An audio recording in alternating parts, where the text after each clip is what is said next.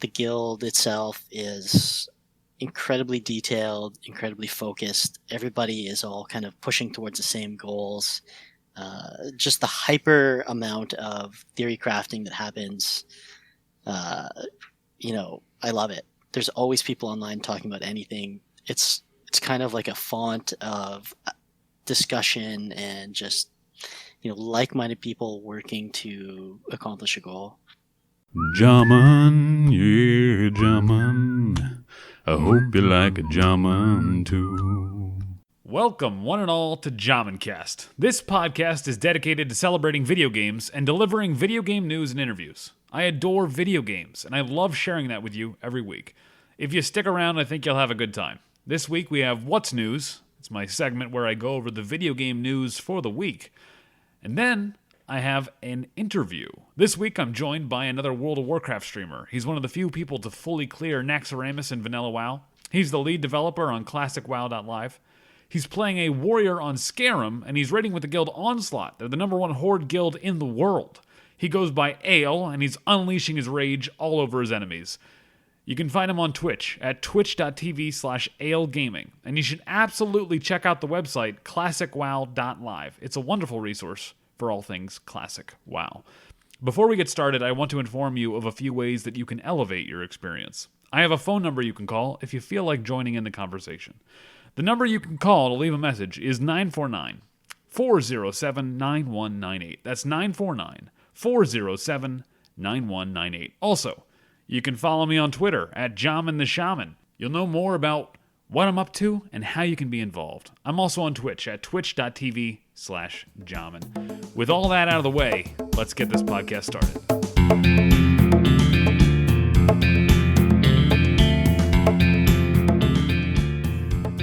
What's news, everyone? Let's get started in this week's video game news. The first thing I want to talk about is a video game study from the Oxford Internet Institute looking into gaming as a clinical disorder. So there were 1,000 adolescents that were recruited for this study. And they were just examining how our behaviors and our video games are interacting. Like, do video games cause bad behavior? Do bad behaviors allow us to play more video games? What exactly is the correlation between the way our social lives and the way we act and how much we play video games? So 1,000 adolescents were recruited for the study. And there's something called self-determination theory, or SDT for short. They use this as a framework for examining how players develop unhealthy passions for gaming. Okay? And there's this thing called basic psychological needs theory. It's actually a subset of SDT. And that theory is that there are 3 basic psychological needs influencing the regulation of gaming in someone's life. Okay? There's competence is the first thing. And competence is feeling effective in acting on the world and achieving outcomes, right? The ability to be competent at something. Autonomy is a second thing they talked about as a basic need psychologically. Experiencing a sense of choice, psychological freedom, right? Having the ability to make choices and the ability to actually do things. And then the third psychological need that they talked about is relatedness and feeling close and connected to others. So competence, being able to actually, achieve the outcomes you're setting out for. Autonomy, being able to actually choose what you want to do. And relatedness, feeling connected to other people and connecting to other things. So these are basic psychological needs that in everyday life may constitute a risk factor for dysregulated gaming. Being that if you don't have those things, you might be at risk for wanting to play a lot of video games. You might be filling a need by playing games in order to achieve that. So they were trying to determine if the attention that researchers and clinicians give this immensely popular activity, being video games, if it's empirically justified, the amount of time that researchers and all these people are giving to studying video games and their impacts. And judged on the basis of the evidence reported in this study, they would conclude it is not. Games are not causing people to have substantial behavior, emotional, or social problems. Gaming behavior is largely reflective of whether basic psychological needs are being met. So they said, in light of our findings, we do not believe sufficient evidence exists to warrant thinking about gaming as a clinical disorder in its own right. Which I feel like is just me, spouting like, hey, look, like gamings are not that messed up. Like I feel like there's tons of studies out there that have said this, but it's still something that needs to be looked at, and so it's good that these are being done.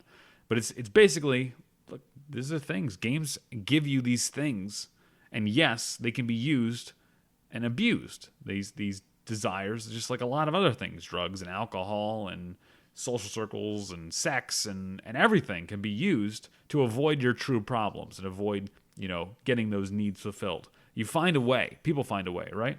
So the next thing I want to talk about is Heroes of the Storm, a game I haven't talked about in a while, haven't played in a while, but there was some big announcements this week, okay? Huge announcement, actually, literally a large announcement, because Deathwing is being put in the game. It's, he's literally the largest character ever made. He's even larger than Alexstrasza in her dragon form, and he stays in dragon form permanently. He's unstoppable at all times, and he can't be healed by his allies. So he's this really unique, large hero that we really haven't seen yet, right? We have Abathur, we have Murky, we have kind of weird heroes, but he's his own thing. Unstoppable. He's got this armor mechanic. The higher his health pool, the more armor he has. But once you get him below a certain amount, he loses that armor, but he has to go replenish it through his spells. It's an interesting character. He's going to be a monster on the battlefield. He looks like he's going to be one of these just crazy characters, like I said. It's a unique thing that only Heroes of the Storm can bring. And so I'm excited about seeing how he plays and what he does and checking the game out again. This announcement comes out just a week before BlizzCon. It's one of the largest announcements they've ever made for Heroes of the Storm, but they made it a week before their largest announcement con. And I was really shocked to see this announced and so early and not kept as a secret and kept as like, check this out. No, check this out. Just the whole being on main stage and being like, and fade to black. And then the trailer comes up and here comes Deathwing. And everyone's like, whoa, blow your mind, right? So I was trying to understand why Blizzard would do this. Why would they take one of the most popular and often requested characters for Heroes of the Storm and announce him prior to BlizzCon? And I just realized it's another step for Blizzard to put some amazing things up at BlizzCon this year, or they're going to prove they no longer see Heroes as a worthy title to waste precious stage time on. So I just can't believe that Blizzard wouldn't announce this at BlizzCon. So we'll see what Blizzard has up their sleeve, because they needed more stage time for their other announcements. We might see something amazing, or we'll just see how little the marketing department actually thinks of Heroes of the Storm and how much they want to actually budget giving marketing to Heroes of the Storm, because honestly, it's really disappointing. As a Heroes of the Storm watcher, you're excited.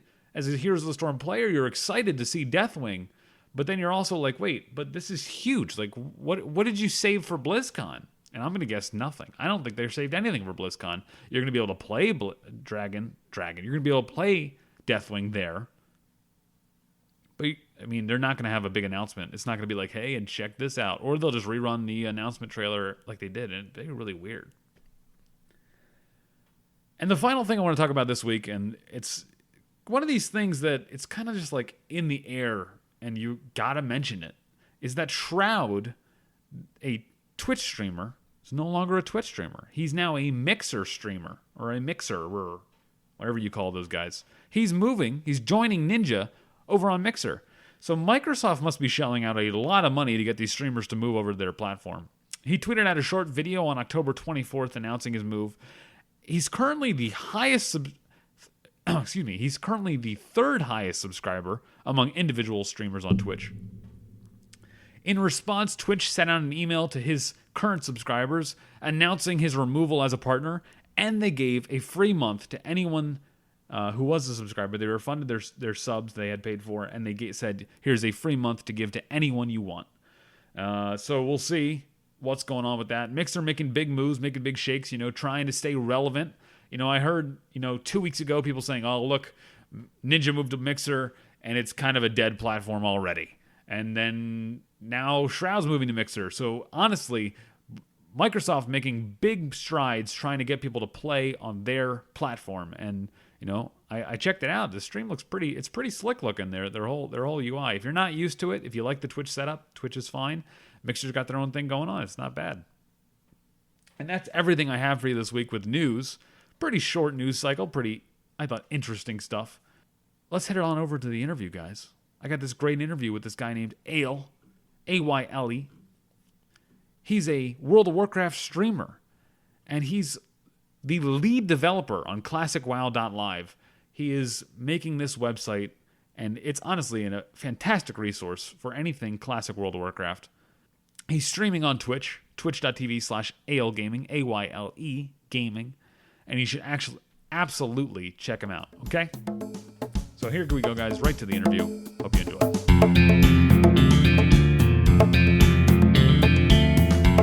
Hello, listeners. Welcome to another Jamencast interview. Today I'm joined by another World of Warcraft streamer. He's one of the few people to fully clear Naxxramas in vanilla. He's the lead developer on Classicwow.live. He's playing a warrior on Skyrim. He's achieved the world 15 DPS on Gar, and their guild's got the overall 32nd fastest Molten Core clear at 44 minutes. He raids with the guild Onslaught. It's the #1 horde guild in the world, and he goes by Ayle, and he's unleashing his rage all over his enemies. You can find him on Twitch at twitch.tv/AyleGaming, and you should check out his website, Classicwow.live. How are you being, man? What's going on? Doing good. Glad to be here. That's quite the opening. I'm Yeah. a fan. I try to get as many accolades as I can in there because, man, this is thank you so much for being here. It's truly an honor. It's my pleasure. So the first question I want to ask you is the first question I ask everybody is, what's the first game that you ever played that left an impression on you? I think for me, the first game, and probably for a lot of people, was Super Mario Brothers, the original. Mm-hmm. I remember when I was very young, I don't know how old, maybe 4 or 5 years old, playing it at my cousin's house almost all night and being immediately hooked. And then pretty much begging my parents to get a Nintendo afterwards. Yeah, I've had a number of people say that as their first game. It's an amazing game. I mean, it's literally the most like perfectly crafted game of its time. Like the controls and the characters, it's incredible. What Definitely. where did you go? So did you get your Nintendo? Did you get to play Nintendo growing up? I actually never did get a Nintendo growing up. Oh wow. It was kind of a point of contention between myself and my parents. They're pretty old school, Western. They don't really like video games, so to say. Mm-hmm. And so, pretty much for me, the only time I'd actually be able to play video games until I moved out on my own was to, go over to a friend's house, use their PlayStation or Xbox. That is until I got a computer at home, actually. Gotcha. Then the computer. Okay, so like video games, did they start off, since you have to go to a friend's house? It started off as like a social thing immediately, like you're already like sharing things and sharing a game with people. Definitely. It'd be pretty much going to hang out with friends and playing whatever they wanted to play. Okay. And at, the same time, like wishing that I would be able to, play something as well. Yeah, and then so like when did you get like a computer, and was that like, hey, I need this for school kind of thing, and then you got your computer games on it, or how did that come about? I mean, that's pretty much exactly it. Yeah. Right? I need to have this for school. I have to type out, reports and things. I don't want to be at school all the time using their machines. I want to be at home. Yeah.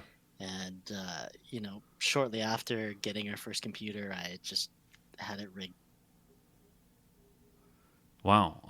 And then, so you're the lead developer on Classicwow.live. So I'm assuming that means you did a lot of coding when you were younger, and you learned a lot how to code a lot, and that led into everything. So I'm saying, so you played games, and you were coding. I'm assuming that's how it went. Is that true? That's actually not true at all. Oh, okay. I didn't start coding until college. I went to school for 1 year, actually taking accounting, and I hated it. Yeah. And I took a year off, and at that time I was actually working for another website, popular Warcraft 3 website, WC Replay, and I was doing some audio commentary for them, some written commentary, as well as some HTML for their site. And I decided at that point, after doing some coding, like, I kind of like this. Like, maybe I should get more involved in this industry. Wow. Okay. So when did you start playing World of Warcraft? So you have a computer, and what age are we talking about with a computer when you get it? The first computer I got was, I think I was around like 15 or 16. At that time, I'm trying to, that's around like the early 2000s. So that's kind of before WoW came out. Mm-hmm. I played a lot of Diablo and Warcraft 2 at that time. Okay, yeah, wow, those are great games. Uh, Never did you play Diablo 2? I did. I played a lot of Diablo 2, a A shit lot of ton. Diablo 2. Yeah. I never leveled up to 99, but I did have like a Magic Find Sorceress and things like that. Um, Basically, like had full sets of gear. I would solo farm just like crazy, just meth runs and just everything, right? Yeah. Tomb runs, you name it.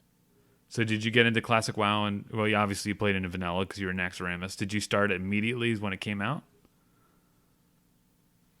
Uh, Pretty much really close actually. How it worked was the computer I had at the time wasn't good enough to run WoW, and so I actually had a friend build me a new PC back home where my parents lived and where I grew up and wasn't going to school. And so when I went home at Christmas, I actually picked up that computer at that time and started playing WoW. But I had bought WoW on release. I had a Oh, friend who okay. worked at Future Shop. He actually was able to reserve me a collector's edition, so I have the original collector's edition Holy crap. of WoW. And so when I got back, I remember it was, I think, New Year's Eve, installed the game. There was a huge snowstorm. Uh, I'm from Canada. It was in the dead of winter, and I settled in for one of the longest, most degenerate gaming sessions of my life. That's amazing. What so you rolled a mage in vanilla. So was it again? I'm interested in like the social. Was it social for you? You had a friend who built you a computer, so he probably played WoW too, right? He actually didn't. I got involved. I knew I wanted to play WoW, but I rolled on the server that I did. It was Melganis US. Actually, because of the website that I was working for, WC Replays, Okay. they decided they were going to go there, and I rolled with. Okay. So you had your work colleagues helping you figure out where you're going. So you didn't have like a people you hung out with. It was more that it was a social experience through the fact that you were meeting people in the game, but it's not so much an experience of the like going into the game with other people. Is that true? Exactly, exactly. It's a very kind of modern thing, almost like dating or anything where you don't really talk to people in person first. You meet them online, and then maybe you end up meeting them later, right? Everything that got me started in this was actually, online first. Okay. And then when did you start streaming? When did you start making content for YouTube and all that? I didn't start that until this summer, actually. Uh, Okay. it's something I always wanted to do, but I really didn't feel like I had a good reason to do it, if that makes any sense. Okay. And then this summer, due to the circumstances of my work and things like that, and getting into the beta, which is kind of like pretty exclusive, I thought, you know what, this is Yeah. a really good thing. This can maybe help kickstart it a bit. It's very exclusive. I think people want to see it, and I kind of took it on myself to be a community force for bug testing and things like that. That's kind of what I made my stream about this summer was uh, you know, I will test any bug you want. Just come on in and let's make classic as good as it can be. Yeah, I mean some of your top clips on your channel are just random bugs that you're experiencing. Yeah, definitely, and that's also why I rolled shaman as well. Is that I knew I was going to be playing warrior, and I wanted my shaman buddies to be, as good as they can. And just thinking about it, I felt like they had a lot of really like difficult mechanics with the totems, and all the totems are so unique and creative that you know those need to be up to snuff. Yeah. Have we found out yet? And I'm assuming someone has found out that if the set bonus for the the range increase on totems, does that actually stack with the talent, or does it just mean you have a useless talent point? You know what? I'm not actually sure, but Okay. I'm sure someone in guild definitely already has a set bonus. I can find that out for you. Oh, no worries. We'll figure it out. Well, it'll be remain a mystery for a bit longer. So you started playing WoW in the very beginning. You leveled a mage. And how was that experience of getting into clearing Naxxramas? Like, what was that like living that life back then? Well, for me, I was in college at the time, and I didn't have a job or anything, so I had a ton of free time. Mm-hmm. And really, I feel like the stars just aligned for that to happen. It was such a rare thing for people to be able to, fully clear Nax, and that I happened to roll on maybe the top server for PvE in the entire world. Yeah, Mal'Ganis. Uh, Yeah. yeah, for those who don't know, that's a server that Elitist Jerks was on, which was run by now, lead WoW developer Ian Hazacastus, and you know everything that goes with that. I think there was actually 4 or 5 guilds that managed to clear that. So 10% of all the guilds in the world were on that one server. Mm-hmm. Wow. Yeah. I mean, when they talk about the people that actually cleared Nax before Burning Crusade came out, they were probably mostly on that server then. A large percentage of it, and it was kind of a lot due to Elitist Jerks and the way they cultivated that community, that rating atmosphere of learning and progression and pushing things. It's Mm-hmm. everybody was kind of chasing them, and it made it actually so a lot of people even transferred to the server just to be in that atmosphere. Yeah, it was a professional ratings environment as opposed to, I'm assuming most people back in vanilla were just kind of like, hey, let's go try to kill Onyxia tonight. Like, oh, we got, like, she dropped a bunch of threat. I don't know what's happening, but sure. Oh, we're all dead. All right, let's go. Let's get out of here. We didn't get any loot this week, which is basically what my guild does. But we try. We look at stuff. We look at guides. We talk. We discuss strategies before the pool. Are you feeling like you're getting that again? Are you feeling good about your guild now with Onslaught being number one horde guild in the world? How's your rating going, and um, how are you feeling? Yeah, I don't think those like that really standing means a lot to us right now. Okay. The primary goal for us is speed clearing, and basically doing it as fast as possible.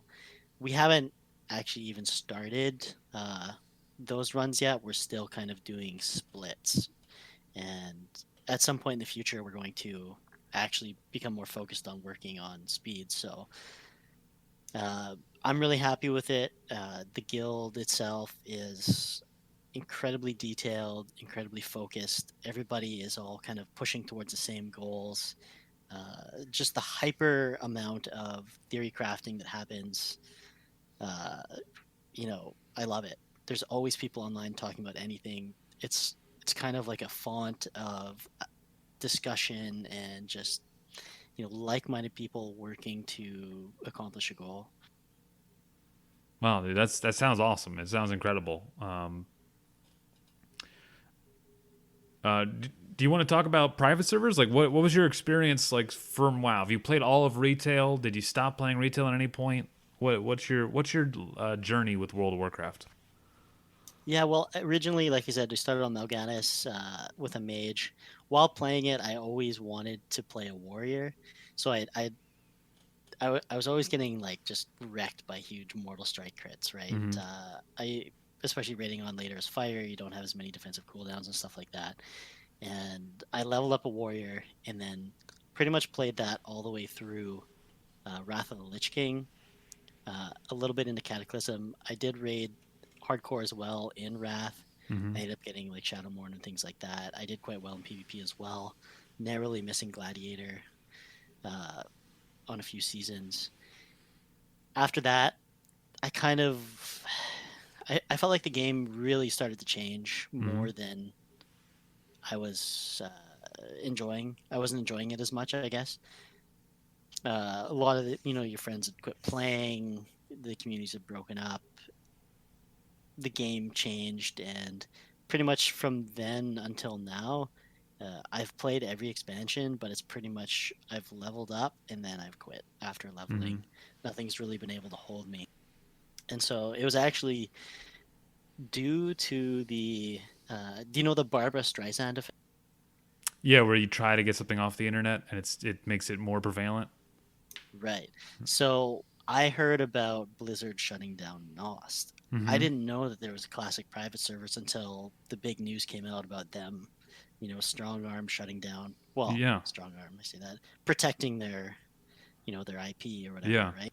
And so actually due to hearing about that, I said, wow, like I can play classic again, or I can play, yeah, classic again. So I looked it up. I went to a private server and pretty much started playing immediately after that.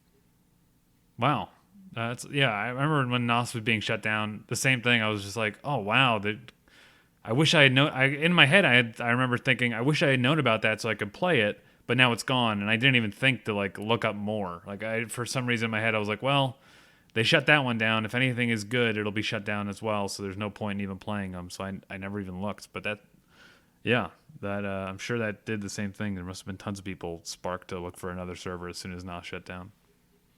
It was huge actually at that time. There was a huge demand for that, and due to them getting it shut down and the publicity that came from that, the private server experience after that was kind of a golden age maybe for them, where there's just huge demand. Like you see the screenshots from Nos, just throngs and throngs of people, Mm-hmm. huge battles, things like that. So it was a great time. I rated on private server as well. Managed to full clear again on private Wow. server. I don't know how many people did it on. I played on Chronos. I think maybe like 10 guilds or so did it before they shut down. I guess Chronos 2 it was. Gotcha. Wow. It's just incredible to hear the the dedication to it. As there's just must be so many stories that can't even be told. Like this of all the things you've seen from Naxxramas itself. Like I'm we're my guild is in Molten Core, and we're like right now we're getting enough people that can actually douse the runes. Like that's what we're working on. Like just to hear just imagining going into Naxxramas is like this glorious thing that I don't even know if it'll ever happen. And like I love that about this game that like there's this thing like I hear S fans say this all the time that and people talk about it that it's the thing to strive for. Like I've heard who's the Path of Exile talk about this that you don't get to see the very end of content. Like some of the content that's in the game and they build the game for like 2% of the player base. And that's literally because that keeps the other 80% of the player base or whatever that actually want to do that content. They give them something to strive for and look for and like be envious of. And like that's just amazing game design in my opinion. And and like you said, when Cataclysm came out, and just sparking memories for me is that I rated really hardcore in Wrath. We did Heroic Lich King 25 man. We ended up getting server first, but it was bullcrap because it was after the pre-patch, so it didn't really count. Our server was just terrible. But like just all as soon as Cataclysm comes out, it's like there's just something missing from the game. The game became, and I think for me, it was the tiered raids and the fact that you could after Ulduar, you could just check a slider for your difficulty setting on a raid, and it's like, well, you could do the hardest difficulty or the easiest difficulty, and you'll get relevant loot based on your difficulty level, but it's the same content. And then There must be some psychology behind that, because I think that played a lot into it as well, because you do it, it satisfies you a little bit, but you're never really fully satisfied, but you don't have enough push to actually do any more, if right, that makes sense. yeah, you're like locked into this. Like I mean, like I could do it again. It's like doing LFR right now in retail. Like I'll do LFR, but I don't have enough. Like I'm not gonna put all the effort into like getting into a raiding guild and being here on time and scheduling it. But in Classic, I will. Like it doesn't matter. Like for some reason, I'll put the effort in Classic. Like I'll go like, all right, hey, this is the time we're raiding. We're coming in at this time. Where invites are gonna start 30 minutes ahead of time. Everyone's gonna be there. We're gonna have flasks. Have like I'll do that again. And I did that in Wrath. But in retail, I don't have any desire to do that. It's kind of crazy. the two games are very different. Mm-hmm. And I played BFA this summer for a good amount after the beta ended. I actually managed to reunite with a bunch of my old, you know, Kel'Thuzad killing friends. Mm-hmm. They're still going. They're doing like small 10-man raids in retail. I raided with them for a month or so and played, pretty much, I don't want to say hardcore, but played as much BFA as I could Yeah. because for me, it was almost like a social experiment. Like, I'm like, you know what? I'm going to give this the old English try. I know Classic is coming and this will never usurp that. I want to give it the good old English try and see how it is. And I think I have some like pretty good conclusions based on that and kind of the differences between the two. Gotcha. Yeah, it's impressive. Um, It really feels like BFA has it's changed genres to me. In my opinion, mm-hmm. it doesn't play like an MMORPG, and it feels more like a loot shooter kind of game, an action loot game, if that makes sense. Yeah. You don't act like for me, like the big differences is that the whole time I played, unless I was raiding, I was never actually playing with anybody. Or if I did, it didn't matter because I didn't know who they were. They didn't matter. They were just another person. It could be anybody, Yeah. right? It would just match make you, and then if even if they quit, you could just get another person to fill their slot. So it didn't really Right. matter. Other people don't matter. And that was a huge issue. And loot doesn't really matter either. Like you get it, and they're just numbers. Like Mm-hmm. you look at your eye level and the certain things, but it's not like right now I'm like salivating like I want a Deathbringer. Yeah. Like I need Yeah. Deathbringer, Even if you that got your one. best in slot item, if it didn't Titan Forge with the gem slot on it, okay. Right. Yeah. The numbers aren't high enough. You're not satisfied, Yeah. and I've never had that feeling in BFA where getting something that I'm like, this is it. I have it now. Mm-hmm. Because there was always something better. I never got a Titan Forged BIS piece, right? So I that feeling is a lot more rare in retail. Yeah. In That makes sense. classic, you get something and it's the best you can get in that slot for that tier, and there's a certain satisfaction you get from that. The philosophies between the two games and the design are just like I said, they're night and day. Mm-hmm. Yeah. I mean, remember listening to Ian Hatzakostas talking about class pruning a couple videos ago. He's talking about how they kind of went too far. They felt like they talked about warrior stances and removing warrior stances and how they think they kind of should not have done that. But now they're stuck and they can't just put warrior stances back in because that'll upset a lot of people. And for me, I kind of feel like just do it. Just throw it back in. Just piss people off. Like make a good game. Like worry about like I don't know. Like they said they're going to try to do something to have the same effect or same like mental mentality of you can shift into the stance and now some of your abilities are unlocked and I can think of 1,000 ways that could be terrible.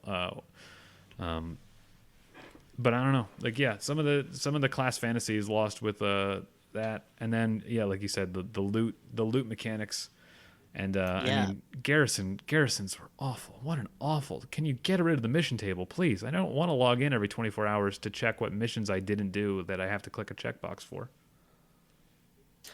definitely. Like as a player, you want to be able to have some sort of control and like mastery over your character, like in a Mm-hmm. sense. And I think like it's I also play a lot of Magic the Gathering, and I follow the lead designer of that game uh, very closely as well. He has a lot of really good things to say, and one of his things he talks a lot about is that you have to give people the option to make their own choice because otherwise the good choices don't matter. If every choice is a good choice, then no choice matters, right? Yeah. So playing as a warrior, for example, the stances, you could be in the wrong stance sometimes and screw up. If you're not in, berserker stance and you get feared, you're stuck in that fear, right? Right. So with no risk, there's no really reward to anything. So by pruning a lot of these things out, it's created a lot less satisfying gameplay for when you do something that rewards you. There's less ways to reward yourself just by playing. It's just it's so fundamentally different. Mm-hmm.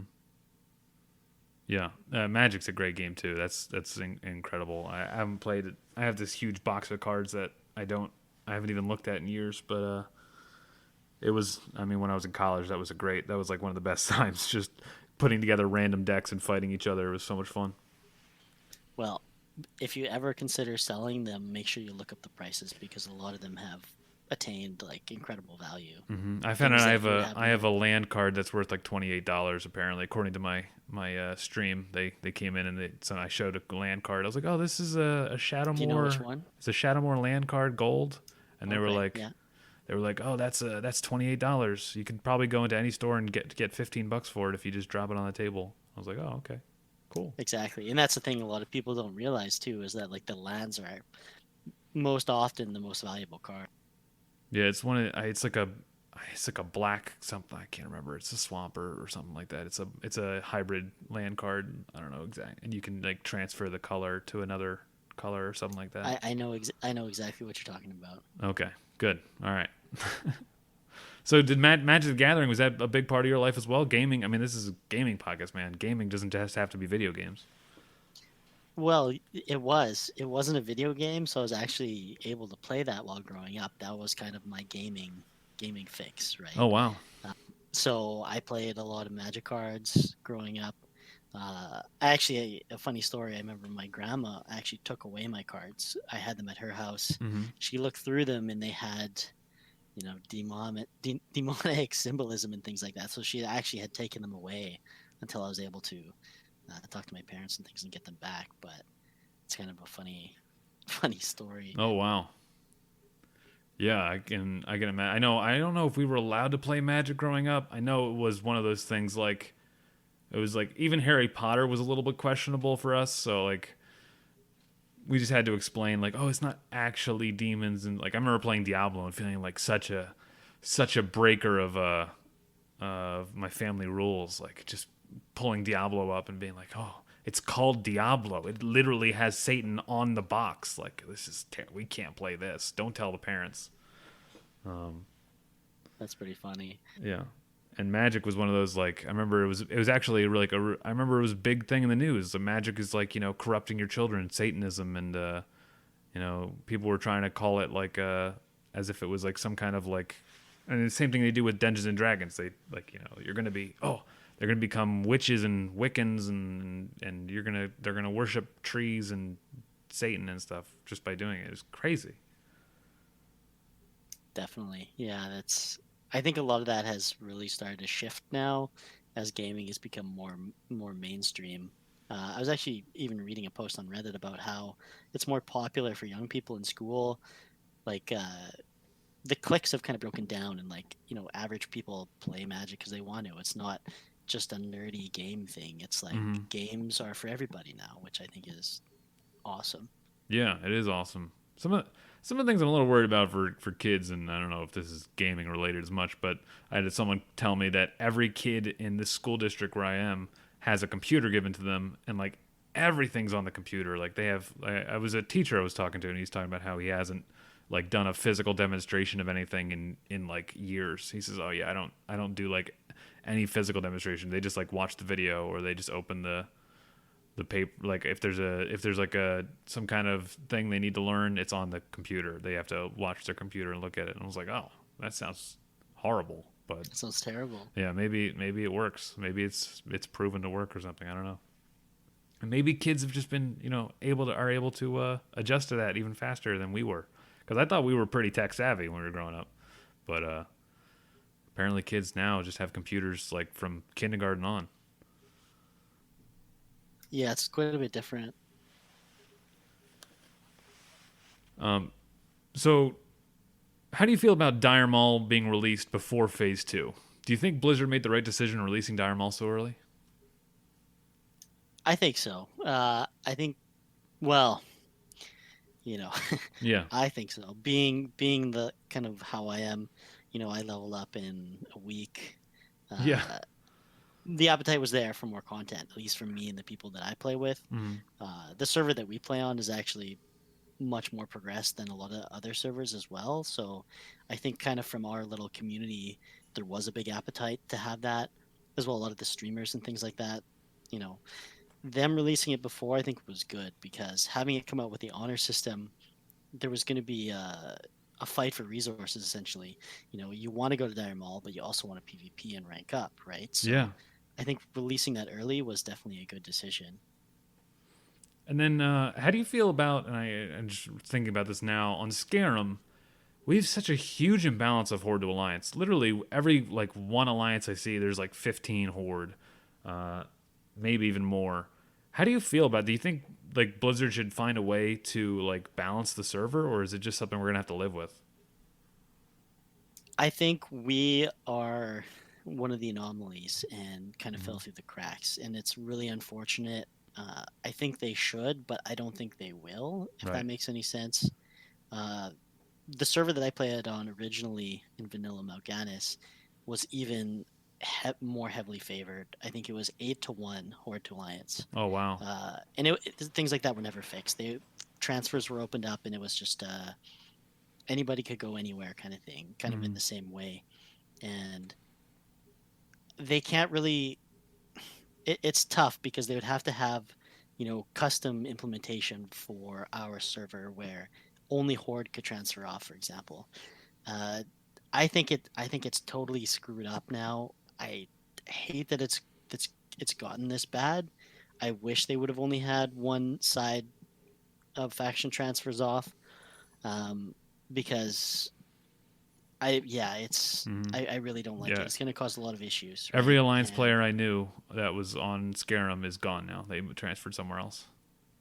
yeah, same. I had some real life friends, and my actually old guild rolled alliance on Scarum to fight against me, and everybody they all transferred off, right, with the queues and everything. And oh, it's hard favored, we're just going to get stomped. Yeah. I feel like it was kind of like the sky was falling. I don't think it was that bad originally, but now that there's been this exodus of alliance, it's gone much worse. So Hmm.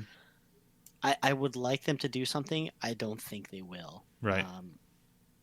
Not unless our server gets to a point where it's low pop and it needs to be merged, which I don't think it will. If anything, the imbalance will only get worse once they open up just like paid transfers, which I Yeah. assume they will at some point. Hmm. Yeah, I think they Uh, will too. Especially with kind of like the PVE structure we have on our server. We have four guilds that are in the top, 20 worldwide on our server alone. So it's going to be like a lot of people will come to our server, maybe Horde favored. Yeah. Uh, Yeah, I could see that for sure. People coming just because it's a horde. Like, there's a lot of good guilds, so they're going to come to the horde side. They're not going to come to like fight the horde. Like, no one, no, like that's a pipe dream to say that people are like, well, there's going to be a challenge, and we'll challenge them to fight us. Like, and so that'll drive people to become alliance, and that's not how it works. People take the easy way out. They're not going to take. People don't take yeah, the it's the challenge. unfortunate. The good thing is though is that the two guilds on Alliance, the top guilds on Alliance, Rise and Reign, are actually very good guilds as well. In fact, I think Rise is right up there with us as far as like clear times and uh, kind of rating Oh, that's awesome. methodology. So potentially people will transfer to join them. Uh, but playing on Mal'Ganis, I was on the other side of the coin. I was the Alliance when it came to the 8-1 population, Hmm. and I loved that. It was tough. It was a struggle. You had to fight for every inch of anything, but I wouldn't have it any other way. Yeah, yeah, that's what I'm worried. I would rather be on the other side personally. I was thinking about it, just like because listen, when PvP comes out, I'm gonna be fighting against like all these horde to get good ranking. If I was alliance, like I wouldn't have as many people. Like literally, I'm fighting against my own faction more than I feel like I'm fighting against the alliance because the alliance have no chance to win anything. Like until battlegrounds come out and then we can have even fights. It's gonna be it's gonna be an interesting. It is going to be interesting, and Yeah. so I feel like the highly it's gonna. I hope it doesn't get to this, but I feel like it's probably going to boil down to the only people who are going to be out PvPing for Alliance are the people who have really coordinated groups that can actually win when they fight. So these top guilds, right? And then So that means only the really coordinated people on the Horde side will be able to, get honor due to that, right? Mm-hmm. You'll be able to kill like random levelers and things, but in order to actually really rank up, like you're gonna have to be killing, the best they have out there. Otherwise, people aren't really gonna PvP as much, right? Just because we have so many, we will just zerg down whoever is there. Mm-hmm. That's my main worry now is that it's actually gonna there'll be a surge of interest at the start when the honor system was released, and then due to a population imbalance, it's just going to cause less and less PvP to actually happen because there's just nobody out there to play again. So what's coming up for you in the short term? What are you looking at in the next couple of weeks, and then what are you looking at going forward for both World of Warcraft, your stream, and then like Classicwow.live? Is there anything you can like tell us? Yeah, so a couple big things coming up. There's BlizzCon in a couple weeks. I'll Mm-hmm. be going to that. Oh, nice. I've actually been lucky to be given a media pass, so I'll be able to get some exclusive content from Blizzard, hopefully, and BlizzCon should be great. That's awesome. Yeah, I've never been, and I want to go, but we're having a party here at my house, so hopefully we'll see you on stream. Nice. And yeah, after that, we actually have some really big site updates coming soon. Totally revamped kind of front page. We also have some dungeon guides and stuff that will be launching as well. Some Dire Maul information, as well as more stuff coming down the pipeline. We're all really excited about that. It's kind of like a 2.0 for our site. So I've been hard at work on that the past little while. And then besides that, as far as like rating and onslaught goes, like we're ramping up. We're just continuing to push towards getting faster and faster. And I think sometime soon we're gonna have a pretty big announcement. Uh, you'll see. Basically, when it happens, I think it's gonna surprise a lot of people. Awesome. I can't really say much more than that, but I think it's gonna be it's gonna open a lot of eyes. That's awesome, dude. It's tantalizing. Hopefully, if you guys want to see what's going to happen, if you guys want to know what's going to happen, you're going to have to go to, Classicwow.live is great, but then also twitch.tv/AyleGaming. I want to thank you, man, for coming on. That's all the questions I have. I had a lot of fun talking to you, and I can't wait to talk to you more. I hope we find each other on Scarum and do some stuff together. Absolutely, man. We'll have to get together and do some jump runs. Oh, 100%. I need money, man. I was my tier 2 helmet dropped 2 days ago, 5 days ago, before the last Onyxia reset, and I offered the guy 20 gold. I told him I'll take 100% of my money, dude. This is every gold I have, and he was like, "Yeah, I need more gold than that." I was like, "All right, have fun with your tier 2 helmet." That's rough. Yeah. Oh well, there's always next week. Exactly. Yeah. Thanks, man. Have a great one. Thanks for coming on. Thanks a lot. Thanks for having me on, Jam.